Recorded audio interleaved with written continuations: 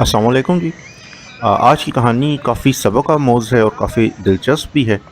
हुआ कुछ यूँ कि एक बड़े शहर में एक बहुत बड़ा ताजिर रहा करता था, उसके बहुत बड़े-बड़े कारोबार थे और मुख्तलिफ़ शहरों में फैले हुए कारोबार थे उसके, और दर्जनों मुलाज़मीन थे और घर भी बहुत बड़ा था उसका, और काफ़ी नौकर-चाकर जो हैं वो उसके घर में काम किया करते थे। और रूटीन कुछ उसकी ऐसी थी कि वो सुबह जाता था और शाम देर से घर में आता था। और ज़ाहिर है वहाँ पे जितने भी मुलाज़मीन उसके घर में काम करते थे, उनकी अलग-अलग ड्यूटीज़ थी, अलग-अलग अपने अपने सब काम करते थे। उसका जो अपना बेडरूम था ज़ाती, अ, उसकी सफाई एक जवान लड़की किया करती थी, उसकी ज़िम्मेदारी थी बेसिकली। लेकिन कभी उसका आमना-सामना नहीं हुआ था, क्योंकि ज़ाहिर है वो लेट आता था, तो उस वक़्त तक वो अपना काम ख़त्म करके जा चुकी होती थी। एक बार कुछ ऐसा इत्तेफ़ाक हुआ कि उसका काम जल्दी ख़त्म हो गया, तो वो जल्दी घर आ गया।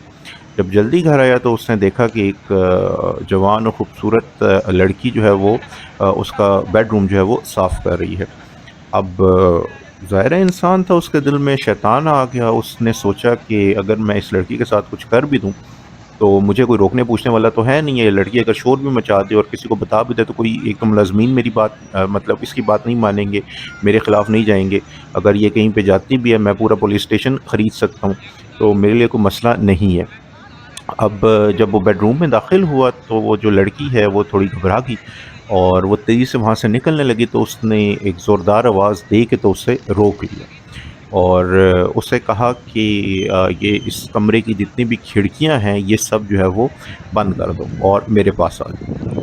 अब वो बेचारी बहुत परेशान हुई, अंदर से काफ़ी ज़्यादा वो उसने रोना भी शुरू कर दिया और दुआ भी शुरू कर दी कि अल्लाह उसे किसी तरीके से इस मुश्किल से जो है वो बचा ले।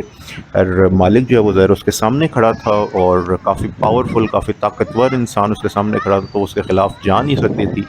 उस बेचारी ने एक-एक करके खिड़कियाँ बंद करना शुरू कर दी। जब आखिरी खिड़की उसने बंद की, तो वो उसी के पास बैठ गई। मालिक जो है वो काफ़ी देर से उसका इंतज़ार कर रहा था, उसने बड़ी ऊँची आवाज़ में बड़े गुस्से से उससे कहा कि मैं बहुत देर से तुम्हारा इंतज़ार कर रहा हूँ, तुमसे खिड़कियाँ नहीं बंद हो रही।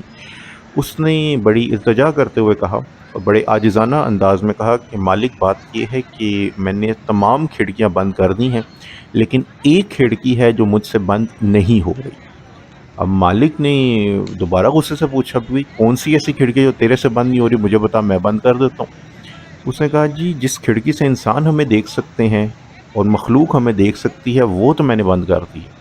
लेकिन जिस खिड़की से हमारा खालिक जो है हमें देख सकता है, अल्लाह पाक हमें देखते हैं, वो मुझसे बंद नहीं हो रही। तो अगर आपसे बंद होती है तो वो कर दें। अब मालिक को ये बात उसकी समझ आ गई, और उसको जो है वो अल्लाह पाक ने हिदायत दी, और उसने लड़की से माफ़ी माँगी और उसे जाने दिया। तो इसमें हमारे लिए भी सबक ये है कि जब हम कुछ गुनाह ऐसे हैं जो कि हम लोगों के डर से उनके सामने नहीं करते, लेकिन गुनाह करते हुए हम ये भूल जाते हैं कि अल्लाह ताला तो हमें देख रहे हैं। असल में जो हम जवाबदेह हैं वो अल्लाह ताला को हैं, वो हम लोगों को नहीं हैं।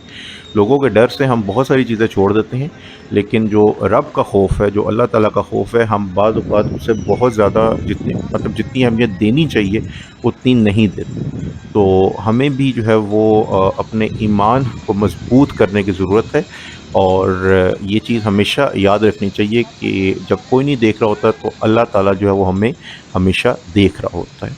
जज़ाकल्लाह।